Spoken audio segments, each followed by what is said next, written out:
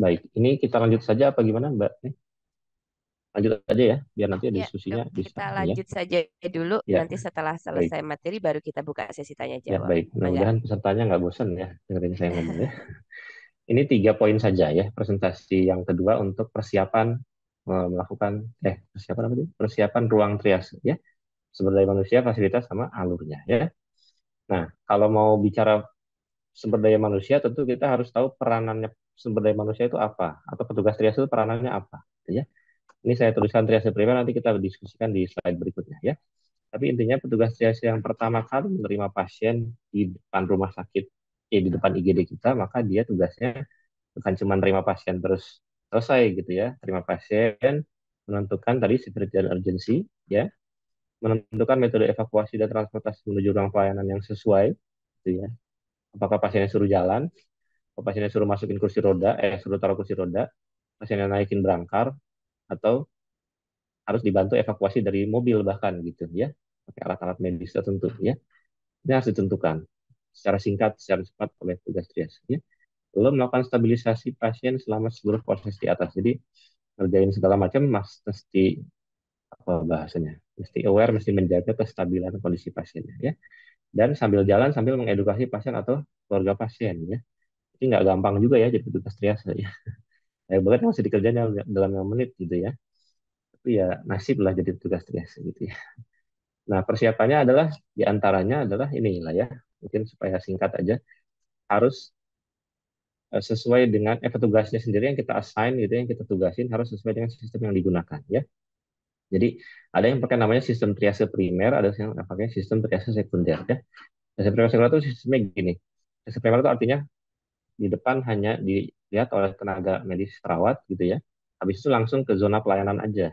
Nanti dokternya akan nangkep langsung di zona pelayanannya, apakah ke zona resusitasi atau merah, zona kuning atau urgent, atau hijau atau non urgent gitu ya. Tapi ada juga yang pakai misalnya gini, triasenya boleh tidak yakin dengan zonanya gitu ya.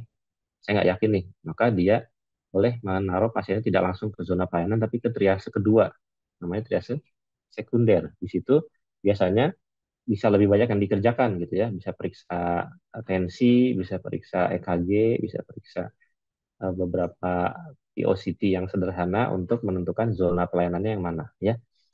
Itu boleh dipakai, tapi kalau di RSCM kami pakainya sistem triase primernya to gitu ya.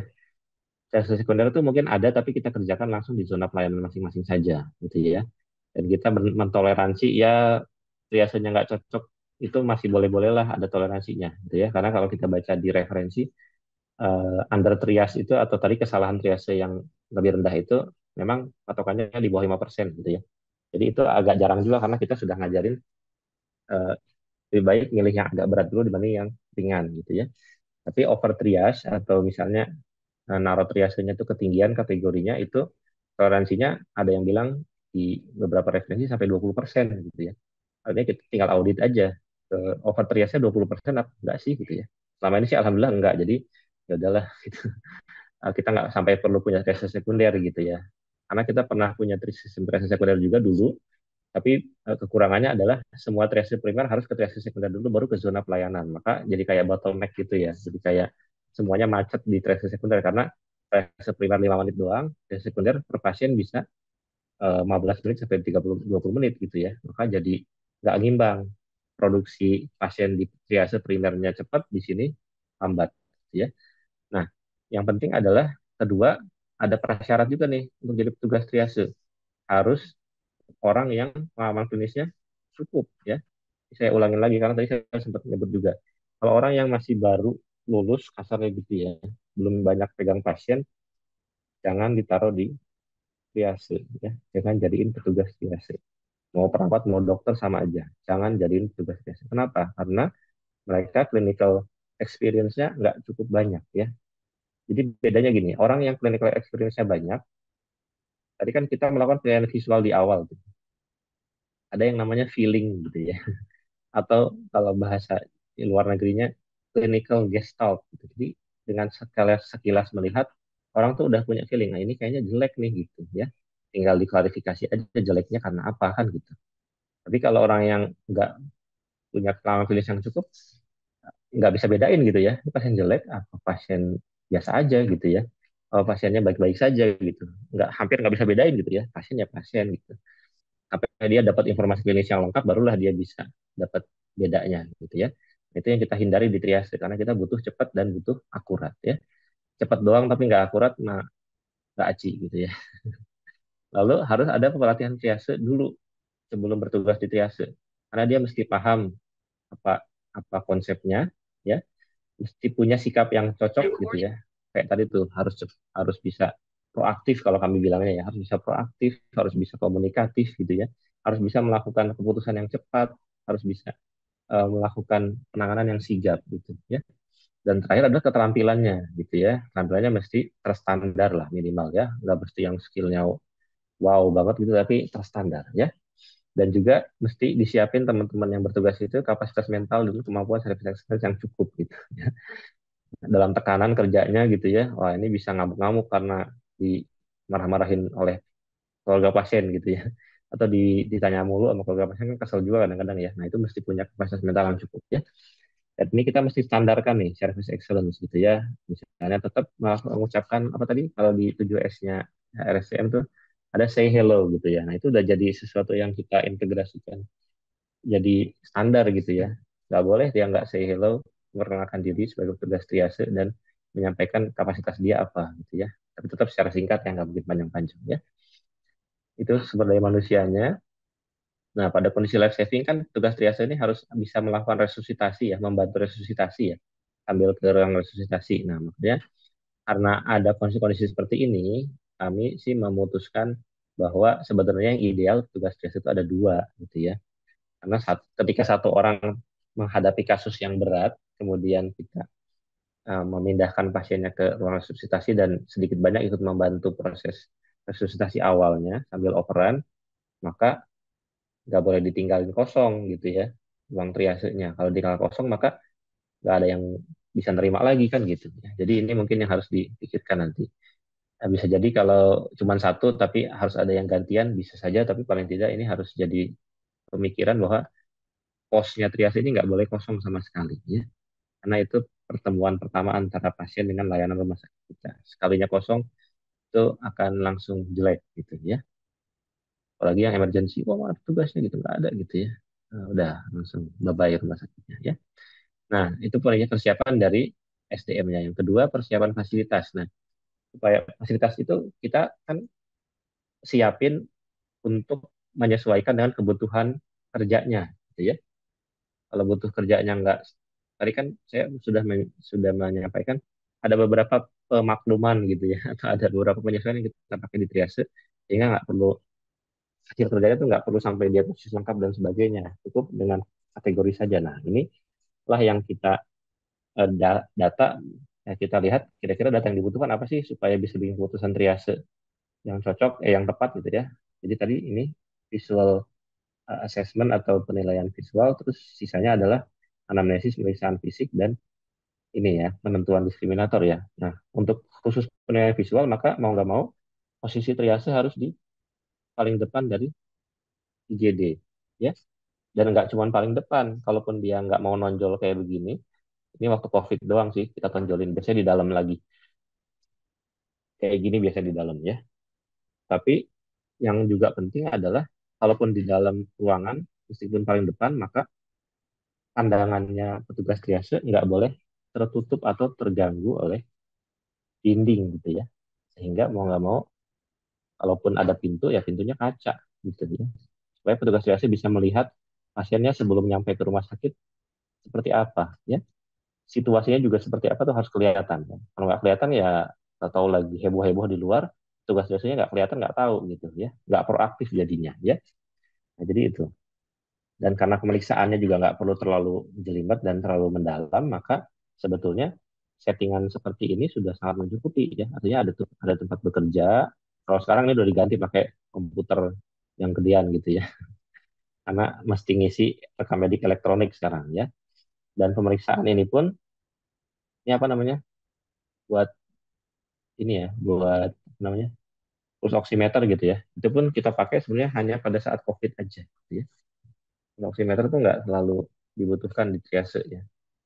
cukup pemeriksaan yang tadi tuh, kesadaran tadi sama nafas dan pemeriksaan fisik sederhana itu udah cukup ya. Nah, di sininya nggak ada bednya buat nggak ada bednya gimana? Iya memang nggak ada ya, karena kita akan menyesuaikan dengan kebutuhan pasiennya ya. Kalau triase hijau, bahkan kita tunjuk suruh jalan aja ke zona hijau ya. Kalau triasenya kuning, kasih berangkar atau kasih kursi roda juga masih cukup ya. Kalau triase merah pasti pakai berangkar ya, pasti eh, langsung dibawa ke resusitasi. Nah, di belakangnya ini kami buat ruang resusitasi gitu ya, yang tempatnya dekat. Jadi kalaupun kayak tadi life saving treatment ya tinggal buka pintu, dorong ke dalam, udah langsung selesai gitu. Udah langsung bisa serah terima gitu ya petugas triasenya, walaupun dia tetap bantuin juga di dalam. Nah, itulah yang menyebabkan kadang-kadang ditinggal juga yang tadinya berdua tinggal satu masuk ke dalam gitu ya. Oke, jadi sebenarnya nggak perlu terlalu pusing mau nyiapin ruang triase yang gede, yang banyak fasilitasnya nggak perlu karena itu tidak kita butuhkan kalau triase ini kita memang pakai triase primer ya. Nah, oh ini sudah lupa. Jadi ini buat melihat visual posisinya harus di depan, pandangannya harus kelihatan ya, nggak pintu kaca atau pakai loket terus bolong gitu ya supaya kelihatan. Terus buat penjagaan privasi sederhana itu ada berangkar atau kursi roda, terus peralatan membuat dokumentasi pasien ya. Itu kan tadi pemeriksaan fisiknya, bahkan saya nggak nyebut tensi dari tadi ya, karena kita nggak perlu periksa tensi sebenarnya kalau di triase ya. Kalau tensinya dibutuhkan untuk periksa apa tuh shock gitu ya, maka cukup pakai nadi dan akral dan CRT aja gitu ya. Kalau dugaannya hipertensi emergensi gitu ya, ya dimasukin ruang resusitasi dulu aja ya, cek lagi di sana ya.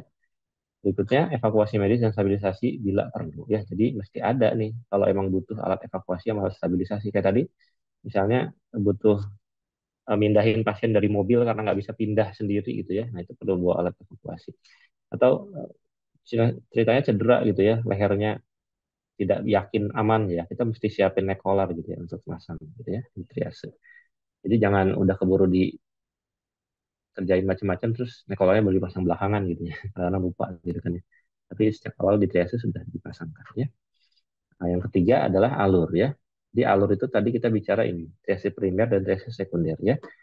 Kalau triase primer tuh sistemnya begini. Jadi pasien datang ke triase yang isinya perawat gitu ya, langsung didistribusikan ke zona pelayanan ya.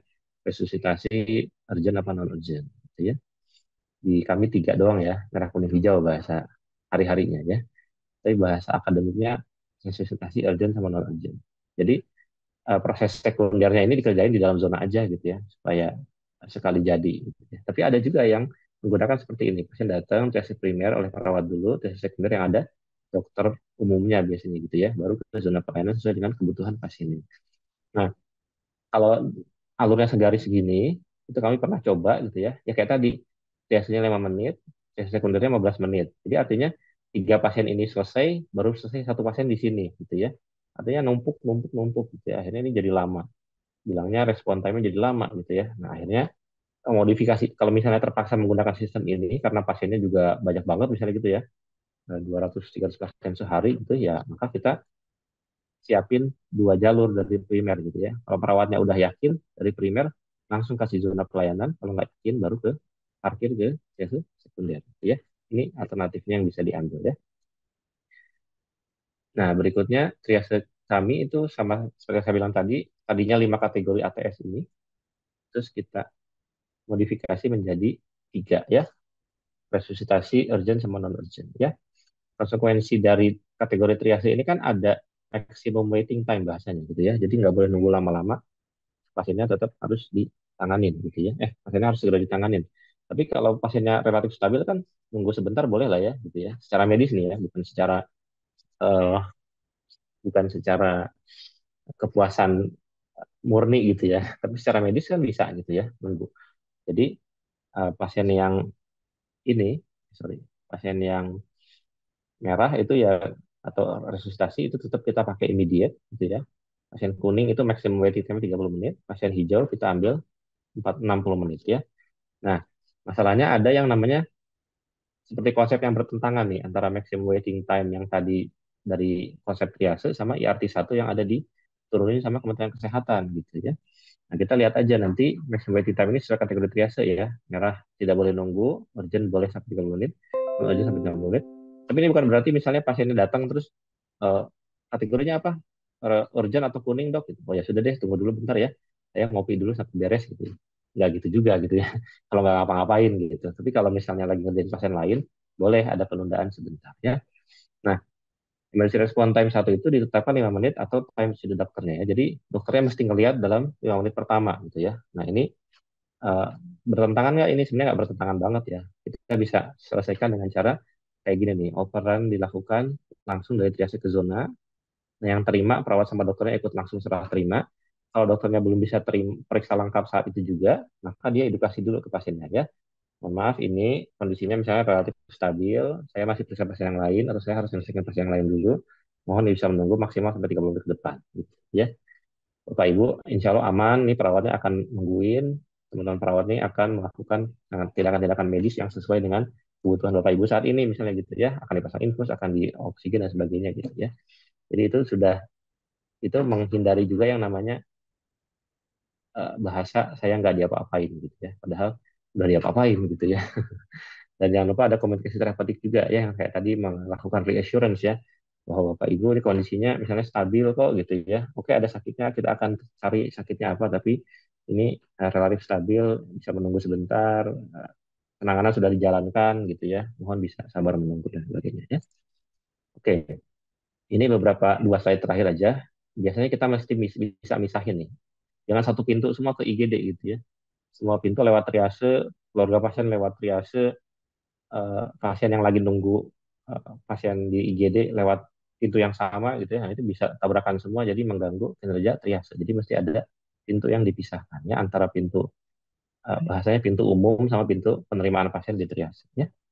Contohnya aja ya. Yang terakhir juga terakhir mulu ya. Dua slide terakhir kan tadi ya akunya ya. Ya. Yang pertama yang juga ditambahin adalah mesti diintegrasikan antara alur triase dengan pemandu keamanan dan pendaftaran juga ya. Jadi jangan nanti triase udah cepat, dokternya udah cepat, eh yang lama-lamain ini nih pendaftarannya misalnya gitu ya, yang jadi lama ya, ini yang harus disiapin supaya sinkron semuanya. Simulasi rutin jangan lupa ngelibatin yang di atas ini ya, dan alur pelayanan IGD jangan lupa dipasang di pintu masuk. Termasuk maximum waiting time-nya masih dipasang ya. Jadi kalau ada apa-apa dibaca dulu ya Pak Bu gitu ya, bukannya main-main gitu ya, ini terpaksa karena situasinya penuh dan hiruk pikuk misalnya gitu ya. Dan jangan lupa sign-nya cukup jelas ya. Oke, ringkasannya ya, persiapan SDM harus kompeten, idealnya 2 orang, ada latihan dan simulasi ya.